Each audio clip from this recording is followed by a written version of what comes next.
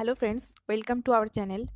এই ভিডিওটাতে আমরা এমন একটা বিষয় নিয়ে আলোচনা করব যেখান থেকে নেট এক্সাম ছাড়াও অন্যান্য যে কোনো এক্সামে যেখানে ফিলসফি একটা পেপার থাকে সেই সমস্ত এক্সামে এই টপিকটা থেকে কোয়েশ্চেন মাস্ট আসবেই, একটা না একটা কোয়েশ্চেন থাকেই। সেই বিষয়টা হচ্ছে ন্যায় দর্শনের অন্তর্গত হেত্যাভ্যাস, সৎ হেতু অসৎ হেতু সম্পর্কিত কিছু বিষয়। অর্থাৎ সৎ হেতু হওয়ার জন্য একটা অনুমানের সৎ হেতু হতে গেলে তার কি কি বৈশিষ্ট্য থাকা উচিত, সৎ হেতুর লক্ষণ কি, এবং তার সাথে দেখব হেতুটা যদি অসৎ হয় তাকে কি বলবো, হেত্যাভ্যাস। তো এই হেত্যাভ্যাসের স্বরূপ কি দেখব এবং হেত্যাভ্যাস কয় প্রকার দেখব সেগুলো আমরা উদাহরণ সহ আলোচনা করব। ন্যায় দর্শনের অন্তর্গত তর্কশাস্ত্র তথা ইন্ডিয়ান লজিক এমনিতেই খুব বিস্তারিত একটা বিষয়। তো সমস্ত জিনিসগুলো একটা ভিডিওর মধ্যে তুলে ধরা সম্ভব নয়, সেগুলো আমরা বই থেকেও পড়ে নিতে পারবো। এই ভিডিওর মাধ্যমে আমরা শুধু খুব সহজভাবে, খুব সিম্পলভাবে আমরা বোঝার চেষ্টা করব এক্সামের পার্সপেক্টিভে কোন কোন বিষয়গুলো আমাদের জেনে রাখা দরকার। একমাত্র খুবই ইম্পর্টেন্ট বিষয়গুলো যেগুলো আমাদের বুঝতে অসুবিধা হয়, বিভিন্ন রকম কনফিউশন থাকে, শুধুমাত্র সেগুলো নিয়েই আলোচনা করব। আর আমরা জানি যে ফ্যালাসি অফ ইনফারেন্স শুধুমাত্র পেপার 2 ফিলসফিতেই নেই, নতুন সিলেবাসে পেপার 1-এও ইন্ডিয়ান লজিক বলে একটা যে টপিক অ্যাড হয়েছে, তো সেখানেও এই বিষয়গুলো ইনক্লুড আছে। সুতরাং এটা খুবই ইম্পর্টেন্ট একটা টপিক। ভিডিওটা শেষ পর্যন্ত দেখো, আশা করি তোমাদের ভালো লাগবে।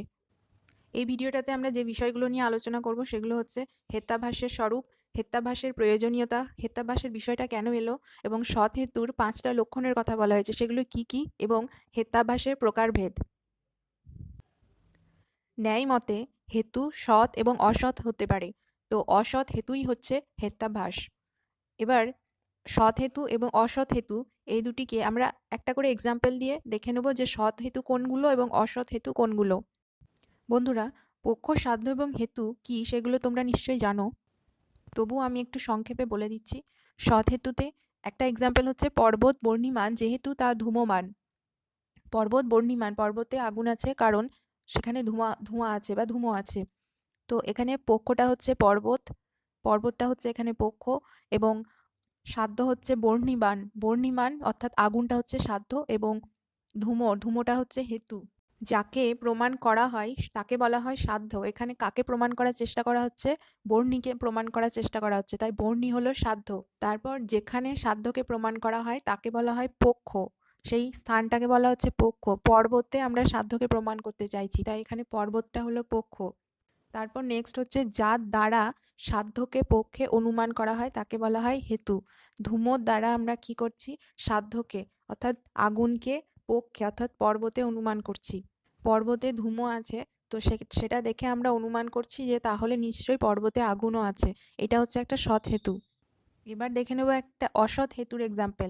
গরুর শিং আছে যেহেতু তা প্রাণী, এখানে পক্ষ হলো গরু, সাধ্য শিং এবং হেতু হলো প্রাণী। এটি সৎ হেতু নয়, এটা হচ্ছে একটা অসৎ হেতু, অর্থাৎ সাধারণ স্বব্যভিচার হেত্যাভ্যাসের একটা এক্সাম্পল। এটা অসৎ হচ্ছে কারণ এখানে প্রাণিত্ব হেতুটা হলো অসৎ। এই যে প্রাণীর কথা বলা হচ্ছে, এই প্রাণিত্ব হেতুটাই অসৎ। কেন? কারণ প্রাণিত্ব হেতু হরিণ, ভেড়া প্রভৃতি শিংযুক্ত প্রাণীতেও যেমন আছে, তেমনইভাবে মানুষ, বাঘ, ঘোড়া প্রভৃতি শিংবিহীন প্রাণীতেও আছে। যে সমস্ত প্রাণীদের শিং নেই তাদের মধ্যেও তো প্রাণিত্ব হেতুটা আছে, কিন্তু একটা সৎ হেতু সবসময় সপক্ষে থাকলেও কখনো বিপক্ষে থাকবে না। এটাই হচ্ছে সৎ হেতুর একটা বৈশিষ্ট্য, যে সৎ হেতুটা সবসময় সপক্ষে থাকবে কিন্তু বিপক্ষে থাকবে না। আর এই এক্সাম্পলটিতে আমরা দেখতে পাচ্ছি যে প্রাণিত্ব হেতুটা সপক্ষে আছে, অর্থাৎ যে সমস্ত প্রাণীর শিং আছে তাদের মধ্যেও থাকছে, আবার বিপক্ষেও থাকছে, যাদের মধ্যে শিং নেই সেখানেও থাকছে। তো এই ধরনের এক্সাম্পলগুলো হচ্ছে স্বব্যভিচার হেত্যাভ্যাস, আর এগুলো হচ্ছে অসৎ হেতু। আবার এই এক্সাম্পলটাকে যদি একটু উল্টে দেওয়া হয় যে পর্বত ধূমযুক্ত যেহেতু পর্বত বহ্নিযুক্ত, তখনও এটা অসৎ হয়ে যাবে। কারণ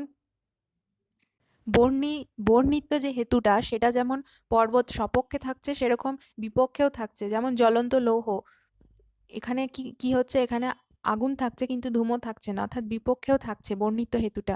তো সেই হিসাবে পর্বত ধূমযুক্ত যেহেতু পর্বত বহ্নিযুক্ত, এটা যদি বলা হয় তখন সেটা অসৎ হেতু হয়ে যাবে। এবার দেখব যে হেত্যাভ্যাসের প্রয়োজন কেন পড়ল। অনুমানের আলোচনা প্রসঙ্গে হেত্যাভ্যাসের আলোচনা খুবই গুরুত্বপূর্ণ। হেত্যাভ্যাসের জ্ঞান না থাকলে কোন অনুমানটা যথার্থ এবং কোন অনুমান অযথার্থ তা নির্ণয় করা যায় না। কোনো হেতু যদি মনে হয় অসৎ, অর্থাৎ হেত্যাভাস, তাহলে সেটার থেকে আমরা যথার্থ অনুমিতির জ্ঞান পাবো না, অর্থাৎ যথার্থ প্রমা জ্ঞান হবে না সেটা। তাহলে একটা হেতু মানে সেটা সৎ এবং অসৎ হতে পারে। এবার আমাদের ঠিকঠাক অনুমিতির জ্ঞান পেতে গেলে কোনগুলো সৎ হেতু এবং কোনগুলো অসৎ হেতু সেগুলো আগে যাচাই করতে হবে। এবার এই অসৎ হেতুকে জানার জন্য আমাদের হেত্যাভাসকে জানতে হবে। হেত্যাভাসের দ্বারাই আমরা অসৎ হেতুগুলোকে খুঁজে পাবো। হেত্যাভাস শব্দের দুটি অর্থ, একটা হচ্ছে দুষ্ট হেতু এবং হেতুর দোষ, যা হেতু নয় কিন্তু হেতুর মতো প্রতীয়মান হয়, এই রকম দোষযুক্ত হেতুকেই বলা হয় হেত্যাভাস। এমন কিছু হেতু থাকে যেগুলো অনেকটা হেতুর মতোই মনে হয় কিন্তু সেগুলো দোষযুক্ত, যেমন আমরা আগের এক্সাম্পলে দেখলাম। তো ওই ধরনের হেতুগুলোকেই বলা হয় হেত্যাভাস। Fallacy of inference. বন্ধুরা, এবার আমরা কি করে বুঝবো যে একটা হেতু সৎ হবে? তো সৎ হেতু হতে গেলে তার মধ্যে কতগুলো বৈশিষ্ট্য বা লক্ষণ থাকা দরকার। প্রধানত 5টি বৈশিষ্ট্য তার মধ্যে থাকা দরকার। যদি সেগুলো থাকে তবেই একটা হেতু সৎ হবে। প্রথম সত্যটা হলো পক্ষ সত্য।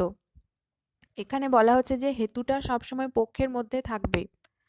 একটা এক্সাম্পল, পর্বত বর্ণিমান, যেহেতু পর্বত ধূমমান, যেখানে ধূমো সেখানেই বর্ণি, যথা পাকশালা, যজ্ঞশালা ইত্যাদি।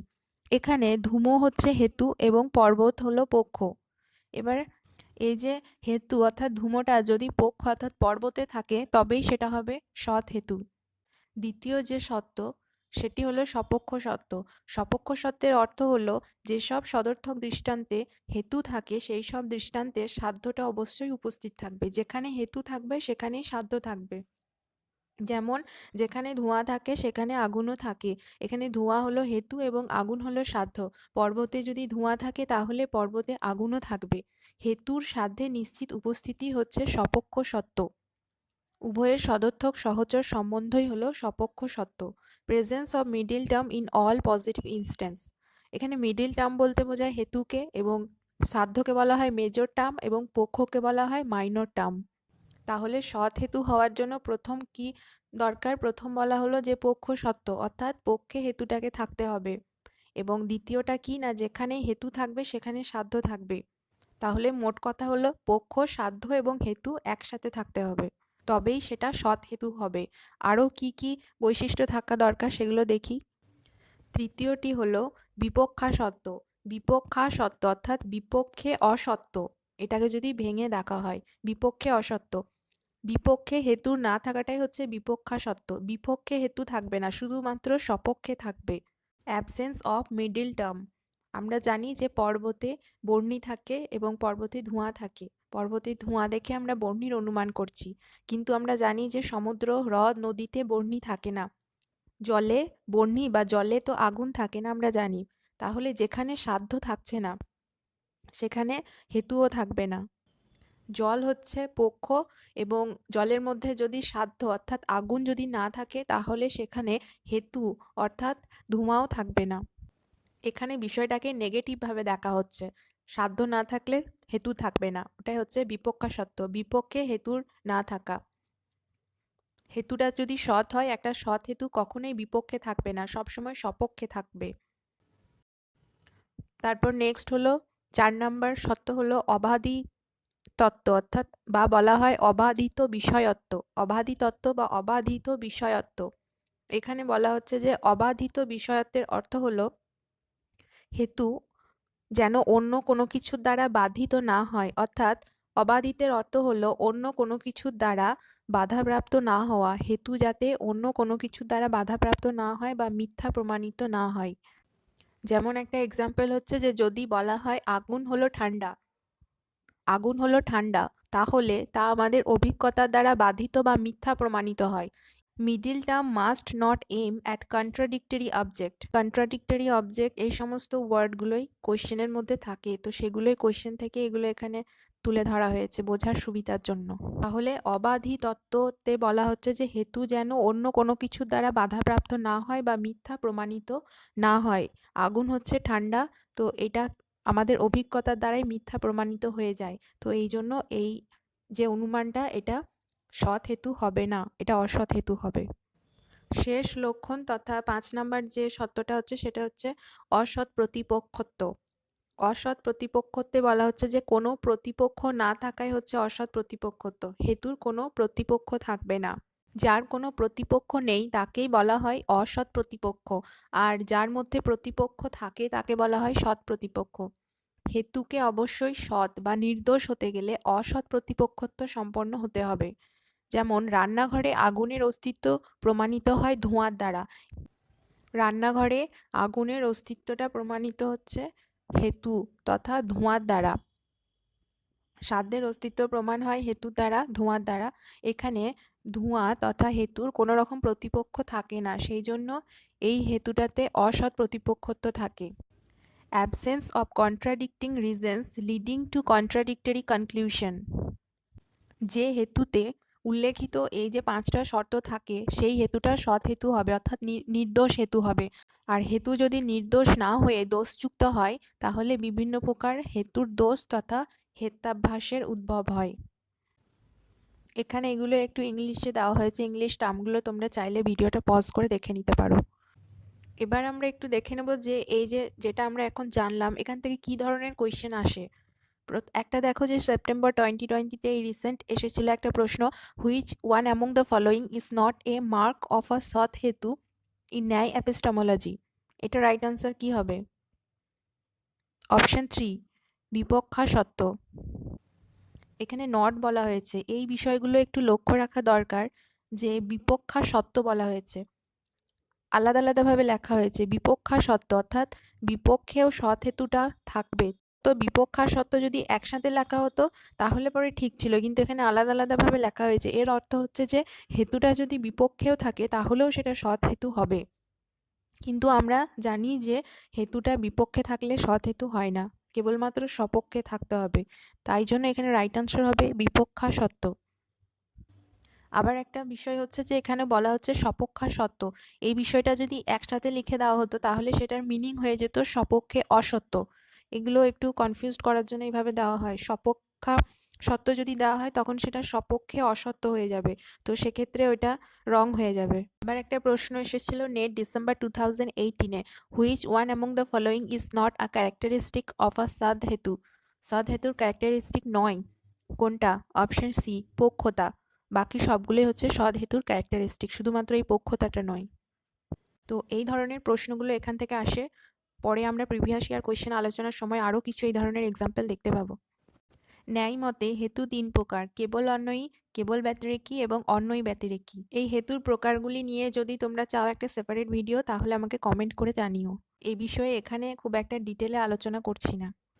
এই 3টি হেতুর মধ্যে একমাত্র অন্বয় ব্যতিরেকী হেতু উপযুক্ত 5টি বৈশিষ্ট্যযুক্ত, অর্থাৎ পক্ষসত্য, সপক্ষসত্য, বিপক্ষা অসত্য এবং অসৎ প্রতিপক্ষত্ব, অবাধিতত্ব, এই 5টি বৈশিষ্ট্যযুক্ত হচ্ছে অন্বয় ব্যতিরেকী হেতুটি।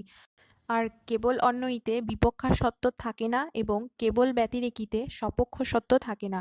এই দুটি শুধুমাত্র 4টি বৈশিষ্ট্যযুক্ত।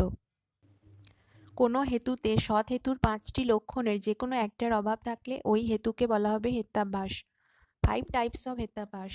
মূলত 5 প্রকার হেত্যাভ্যাস আছে, প্রত্যেকটি প্রকারের মধ্যে আবার কিছু সাব পার্টস আছে, তো সেগুলো যখন আমরা এক এক করে আলোচনা করব তখন দেখব। 5 প্রকার হেত্যাভ্যাস কি কি? স্বব্যভিচার বা অনৈকান্তিক, বিরুদ্ধ হেত্যাভ্যাস, সৎ প্রতিপক্ষ বা প্রকরণসম হেত্যাভ্যাস এবং অসিদ্ধ সাধ্যসম বা আশ্রয়সিদ্ধ হেত্যাভ্যাস এবং সবশেষ হচ্ছে বাধিত হেত্যাভ্যাস। মনে রাখার সুবিধার জন্য এ স্কয়ার বি স্কয়ার এস এইভাবে মনে রাখতে পারি। এ স্কয়ার বি স্কয়ার বলতে বোঝানো হচ্ছে এ স্কয়ার হলো অনৈকান্তিক এবং আশ্রয়সিদ্ধ বা অসিদ্ধ, এবং বি স্কয়ার হচ্ছে বিরুদ্ধ এবং বাধিত, আর এস দিয়ে হচ্ছে সৎ প্রতিপক্ষ হেত্যাভ্যাস। যদি এগুলো সব নাম পরপর মনে রাখা দরকার পড়ে না, জাস্ট এক্সাম্পলগুলো দেওয়া হয় এবং জিজ্ঞাসা করা হয় যে এটা কোন হেত্যাভ্যাস। প্রথম হেত্যাভ্যাসটি হলো স্বব্যভিচার বা অনৈকান্তিক হেত্যাভ্যাস, যেটাকে বলা হয় fallacy of irregular middle. Fallacy of irregular middle, এই হেত্যাভ্যাসের আবার 3টি সাবপার্ট আছে, সাধারণ, অসাধারণ এবং অনুপসংহারী হেত্যাভ্যাস। বন্ধুরা, কোশ্চেনের মধ্যে কখনো কখনো অপশনের মধ্যে শুধুমাত্র স্বব্যভিচার হেত্যাভ্যাসটা দিয়ে দেয়, আবার কখনো কখনো সাধারণ কি, অসাধারণ কিংবা অনুপসংহারী এই সাব পার্টসগুলোর নাম তুলেও অপশন দেওয়া থাকে, তো সেক্ষেত্রে এই সাব পার্টসগুলো আমাদের জেনে রাখা দরকার। তো চলো দেখে নিই এগুলোতে কি বলা হচ্ছে। সাধারণ স্বব্যভিচার হেত্যাভ্যাস, যেহেতু সপক্ষে অর্থাৎ যেখানে সাধ্যটা থাকছে সেখানে থাকছে, আবার বিপক্ষেও অর্থাৎ যেখানে সাধ্য থাকে না সেখানেও থাকছে। তো সেক্ষেত্রে এই সাধারণ স্বব্যভিচার দোষটা হবে, অর্থাৎ হেতুটি যেখানে বা যে পক্ষে সাধ্য নেই সেখানেও থাকে। আর সৎ হেতু হতে গেলে সেটা শুধুমাত্র স্বপক্ষে থাকবে, বিপক্ষে থাকে না। স্বপক্ষ বলতে বোঝানো হচ্ছে যে যেখানে সাধ্য থাকবে সেখানে হেতুটা থাকবে, আর বিপক্ষ হচ্ছে যেখানে সাধ্য থাকবে না সেখানে হেতু থাকবে না। যেমন গরুর শিং আছে, যেহেতু তা প্রাণী, এখানে গরু হচ্ছে পক্ষ, শিং সাধ্য এবং প্রাণী হচ্ছে হেতু। প্রাণিত্ব হেতুটি অসৎ, কারণ এই প্রাণিত্ব হেতুটি হরিণ, ভেড়া ইত্যাদি যে সমস্ত প্রাণীদের শিং আছে তাদের যেমন আছে, তেমনি মানুষ, বাঘ প্রভৃতি শিংবিহীন প্রাণীতেও আছে। কিন্তু সৎ হেতু আমরা আগেই দেখলাম যে সপক্ষে থাকবে কিন্তু বিপক্ষে থাকবে না। আর এখানে প্রাণিত্ব হেতুটা কি করছে, সপক্ষেও আছে আবার বিপক্ষেও আছে, তাই এটি সাধারণ স্বব্যভিচার হেত্যাভ্যাস। আরও একটা এক্সাম্পল, পর্বত ধূমযুক্ত যেহেতু তা আগুনযুক্ত। এখানে আগুন হলো হেতু, পর্বত পক্ষ এবং ধূম হচ্ছে সাধ্য। এবার এই যে হেতু হচ্ছে আগুন, আগুন যেমন পর্বতে থাকছে অর্থাৎ পর্বতে সাধ্য বা ধূম আছে, তো সে সাধ্যে যেমন থাকছে ঠিক তার সাথে সাথেই এমন অনেক জায়গা আছে যেমন জ্বলন্ত লৌহপিণ্ড, কামারশালা ইত্যাদি জায়গাতে ধূম থাকে না কিন্তু আগুন থাকে, অর্থাৎ সেখানে সাধ্যটা থাকছে না কিন্তু আগুনটা থাকছে, বিপক্ষেও হেতুটা থাকছে। তাই জন্য এটাও হবে সাধারণ স্বব্যভিচার হেত্যাভ্যাস। আরও একটা উদাহরণ আমরা দেখে নেব যে বাসযোগ্য, গৃহটি বৃহৎ যেহেতু বাসযোগ্য। এই বাসযোগ্য হেতুটা রাজভবন, সংসদ ভবন প্রভৃতি যে বৃহৎ বাড়িগুলো হয়, বৃহৎ গৃহ হয়, অর্থাৎ সপক্ষে যেমন আছে তেমনি গরিবের যে ক্ষুদ্র গৃহ, গরিবের ছোট্ট বাড়ি অর্থাৎ বিপক্ষেও থাকছে। বড় বড় যে সমস্ত ভবনগুলো হয় সেখানেও তো বাস করা যায়, তো হেতুটা সেখানেও থাকছে। আবার যেমন ছোট ছোট কুটি ঘর, সেখানেও আমরা বাস করতে পারি, তো সেটা বৃহৎ নয় ছোট, তো এটা বিপক্ষ হচ্ছে, তাহলে বিপক্ষেও কি হচ্ছে, হেতুটা থাকছে। বিষয়টা ক্লিয়ার হওয়ার জন্য আরও একটা এক্সাম্পল নেওয়া হয়েছে, আত্মা নিত্য যেহেতু তা দ্রব্য। এখানে দ্রব্যত্ব হেতুটা আকাশ, কাল প্রভৃতি নিত্যদ্রব্যে যেমন থাকে তেমনই আবার স্থূল পৃথিবী, স্থূল জল প্রভৃতি অনিত্য দ্রব্যেও থাকে। আত্মা হচ্ছে এখানে পক্ষ, নিত্য হলো সাধ্য এবং দ্রব্য হচ্ছে হেতু। সবার আগে আমাদের একটা এক্সাম্পলের মধ্যে খুঁজে বের করতে হবে পক্ষ, সাধ্য এবং হেতু কোনগুলি, তাহলে পরে আমাদের সেটা কোন হেত্যাভ্যাস আইডেন্টিফাই করতে একটু সুবিধা হবে। দ্রব্যত্ব হেতুটা যেমন আকাশকালের মতো নিত্যদ্রব্যেও থাকছে অর্থাৎ সপক্ষে থাকছে, সেরকমই পৃথিবী, স্থূল জল প্রভৃতি অনিত্য দ্রব্য অর্থাৎ বিপক্ষেও থাকছে, তাই এটা সাধারণ স্বব্যভিচার হবে। পরবর্তী যে স্বব্যভিচার হেত্যাভ্যাস সেটি হলো অসাধারণ স্বব্যভিচার হেত্যাভ্যাস। এখানে বলা হচ্ছে যে হেতুটা সপক্ষে বা বিপক্ষে থাকে না, সপক্ষে আর পক্ষের এই দুটির মধ্যে পার্থক্য হচ্ছে যে সপক্ষে বলতে বোঝায় যেখানে সাধ্য থাকবে সেখানে হেতুও থাকবে, আর পক্ষ বলতে বোঝায় হেতুটা পক্ষের মধ্যে শুধুমাত্র থাকবে, এখানে সাধ্যের বিষয়টা আসছে না। একটা এক্সাম্পল, আপেল মিষ্টি যেহেতু তাতে আপেলত্ব আছে। এখানে বলা হচ্ছে যে হেতুটা কেবলমাত্র পক্ষে থাকবে, এখানে পক্ষ হলো আপেল এবং হেতু হচ্ছে আপেলত্ব। এই অনুমানে আপেলত্ব হেতুটি আপেল ছাড়া অন্য কোনো মিষ্ট বস্তুতে অর্থাৎ সপক্ষে থাকে না, আবার মিষ্ট নয় এমন কোনো বস্তু অর্থাৎ বিপক্ষেও থাকে না। আপেলত্ব হেতুটি কেবল পক্ষ আপেলেই থাকে, পক্ষটা হচ্ছে আপেল, তো কেবলমাত্র এই পক্ষ আপেলেই থাকে, তাই আপেলত্ব হেতুটি অসাধারণ অনৈকান্তিক হেত্যাভ্যাস। এই ধরনের এক্সাম্পল কোয়েশ্চেনের মধ্যে এলে আমাদের বুঝতে সুবিধা হয়, কারণ এই যে আপেলত্ব, আপেল এই জিনিসগুলো আমাদের একটু লক্ষ্য করলে আমরা বুঝতে পারবো। আরও কিছু এক্সাম্পল আমরা দেখে নিই। রসগোল্লা মিষ্ট যেহেতু তাতে রসগোল্লত্ব আছে, এই যে রসগোল্লত্ব এটা শুধুমাত্র রসগোল্লাতেই থাকবে, অন্য কোনো মিষ্টিতে নয়। আবার গৃহ নিত্য যেহেতু গৃহে গৃহত্ব আছে, এই গৃহত্ব জিনিসটা শুধুমাত্র গৃহেই থাকবে, একই ওয়ার্ড। তারপর বলা হচ্ছে শব্দ নিত্য যেহেতু তাতে শব্দত্ব আছে, এই যে শব্দত্ব সাউন্ডহুডটা শুধুমাত্র সাউন্ডেই থাকবে, হেতুটা শুধুমাত্র পক্ষে থাকছে অন্য কোথাও থাকছে না। এই ধরনের হেত্যাভ্যাসগুলো হলো অসাধারণ স্বব্যভিচার হেত্যাভ্যাস বা অসাধারণ অনৈকান্তিক হেত্যাভ্যাস। অনৈকান্তিক স্বব্যভিচার একই নাম। থার্ড যে স্বব্যভিচার হেত্যাভ্যাসের সাবপার্ট হলো সেটা হলো অনুপসংহারী স্বব্যভিচার হেত্যাভ্যাস। এখানে বলা হচ্ছে যে হেতুর সমর্থনসূচক অন্বয় বা সদর্থক ও ব্যতিরেক নঙর্থক দৃষ্টান্ত নেই সেই হেতু অনুপসংহারী স্বব্যভিচার হেত্যাভ্যাস। একটা হেতুকে সমর্থন করার মতো কোনো সদর্থক বা নঙর্থক কোনো রকমই দৃষ্টান্ত পাওয়া যায় না, সেই হেতুটাই হচ্ছে অনুপসংহারী। যেমন সব কিছু অনিত্য যেহেতু তা প্রমেয়। এখানে প্রমেয়ত্ব হেতুটি হলো হেত্যাভ্যাস, যেহেতু যেখানে যেখানে প্রমেয়ত্ব সেখানে সেখানে অনিত্যত্ব এইরূপ ব্যাপ্তি সম্ভব নয়, কেননা এইরূপ ব্যাপ্তির সমর্থনসূচক সদর্থক বা নঙর্থক দৃষ্টান্ত নেই। এই রকম আলোচনায় যেহেতু আলোচ্য অনুমানে সব কিছু, এই যে সব কিছু বলা হয়েছে, এই সব কিছুটা পক্ষ হওয়ার জন্য এখানে সপক্ষ বিপক্ষ কোনো কিছুই নেই, কারণ প্রথমেই বলা হচ্ছে যে সব কিছু। এই ধরনের এক্সাম্পলগুলো কোয়েশ্চেনে খুব সহজেই বোঝা যায়। একটা জিনিস দেখলে আমরা দেখতে পাবো যে একটা সেন্টেন্সের শুরুতেই এরকম অল বা এভরিথিং লেখা থাকবে, অর্থাৎ সব কিছু বা সমস্ত কিছু। এটা থাকলে আমরা এখান থেকে আইডেন্টিফাই করতে পারবো যে এটা একটা অনুপসংহারী স্বব্যভিচার হেত্যাভ্যাস। এই হেত্যাভ্যাসের সমস্ত রকম এক্সাম্পলে অল বা এভরিথিং রিলেটেড একটা পক্ষ থাকবে। তো আমাদের পক্ষে কি দেওয়া আছে সেটা আগে নোটিস করতে হবে। আরও একটা এক্সাম্পল দেখে নিই। সব কিছু জ্ঞেয় যেহেতু তা বাচ্য, বাচ্যত্ব হেতুটি অসৎ, ন্যায়মতে সবকিছু বাচ্য এবং সবকিছু জ্ঞেয়, জ্ঞেয়ত্ব বাচ্যত্ব প্রভৃতির অভাব কোথাও নেই, তাই এগুলি কেবলান্বয়ী সদর্থক। কেবলান্বয়ী সাধ্য ও হেতুস্থলে হেতুটি অনুপসংহারী হয়, অর্থাৎ কোনো কিছু বাচ্য বলেই যে সেটা জ্ঞেয় তা নয়, বাচ্যত্ব ও জ্ঞেয়ত্ব দুটোই স্বাধীনভাবে অস্তিত্বশীল। আজকের ভিডিওটা এখানেই শেষ করছি। বাকি হেত্যাভ্যাসগুলো নিয়ে ফিরে আসছি পরের ভিডিওয়। কন্টেন্ট নিয়ে তোমাদের কোনো ডাউট থাকলে বা কোনো কিছু বুঝতে অসুবিধা হলে আমাকে কমেন্ট করে জানিও। ভিডিওটি দেখার জন্য ধন্যবাদ। ভিডিওটি ভালো লাগলে লাইক, শেয়ার এবং সাবস্ক্রাইব করে আমাদের পাশে থেকো। বন্ধুরা ভালো থেকো সবাই। Thank you.